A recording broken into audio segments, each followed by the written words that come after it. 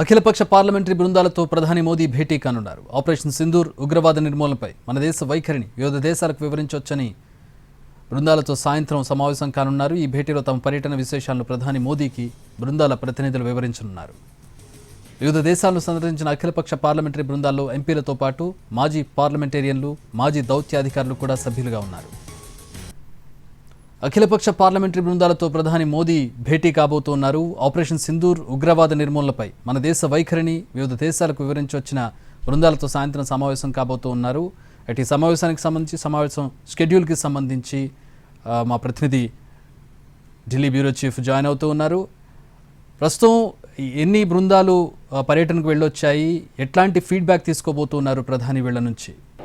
ఈరోజు సాయంత్రం 7 గంటలకు ప్రధాని నివాసంలో ప్రపంచవ్యాప్తంగా ఆపరేషన్ సింధూర్ నేపథ్యంలో భారతదేశం తీవ్రవాదం పట్ల అనుసరిస్తున్న వైఖరి ఏ రకంగా ఉన్న అంశాన్ని ప్రపంచ దేశాలకు తెలియజేసేందుకు గాను మొత్తం 7 బృందాలుగా వీరందరినీ కూడా అనేకటువంటి దేశాలకు పంపించి ఆ మేరకు పాకిస్తాన్ తీవ్రవాదం పట్ల అనుసరిస్తున్నటువంటి విధానం, తీవ్రవాదాన్ని ఏ రకంగా ప్రేరేపిస్తుంది, ఏ రకంగా పెంచి పోషిస్తుందన్న అంశాన్ని ప్రపంచ దేశాలకు తెలియజేసే విధంగా అందరినీ కూడా కలిసేందుకు 7 బృందాలుగా పంపించడం జరిగింది.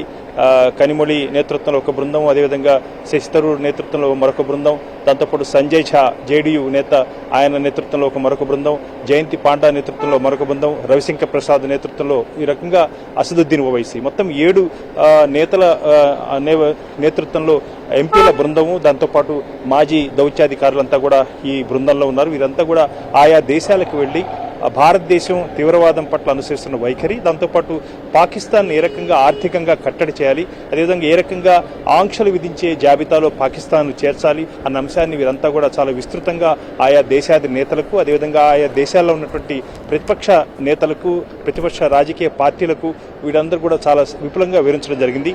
పాకిస్తాన్ ఏ రకంగా పక్కనే ఉన్నటువంటి ఇరుగు పొరుగు దేశంగా ఉన్నటువంటి పాకిస్తాన్ ఏ రకంగా తీవ్రవాదాన్ని పోషిస్తుంది, ఆ రకంగా ఏ రకంగా ఏప్రిల్ 22వ తేదీన పెహల్గాంలో దాడి చేసి 26 మందిని ఏ రకంగా హత్య చేసిందన్న అంశాన్ని ప్రపంచ దేశ నేతలందరికీ కూడా తెలియచేయడం జరిగింది. దాంతోపాటు మే 7వ తేదీన భారతదేశం విధిలేని పరిస్థితుల్లో కేవలం పాకిస్తాన్లో ఉన్నటువంటి తీవ్రవాద సంస్థలను మాత్రమే లక్ష్యంగా చేసుకుని ఏ రకంగా ఆపరేషన్ సింధూర్ నిర్వహించింది. ఆ మేరకు దాదాపు ఈ ఆపరేషన్ సింధూర్ దాడుల్లో 100 మంది పైగా ముజాహిదీను, దాంతోపాటు హిజ్బుల్ లాంటి తీవ్రవాద సంస్థలు, లష్కర్-ఇ తోయిబా సంస్థలకు చెందినటువంటి తీవ్రవాద సంస్థలకు చెందినటువంటి 100 మంది పైగా తీవ్రవాదాన్ని ఏ రకంగా మట్టుపెట్టిందన్న అంశాన్ని కూడా ప్రపంచ దేశాలందరికీ కూడా చాలా స్పష్టంగా తెలియచేయడం జరిగింది. అదేవిధంగా వారంతా కూడా భారతదేశ వైఖరిని, మానవతా దృక్పథంతో ఏమాత్రం కూడా సివిల్ ఏరియాస్పై, పౌరులపై ఏ రకంగా దాడులు చేయకుండా తీవ్రవాద సంస్థలనే లక్ష్యంగా చేసుకుని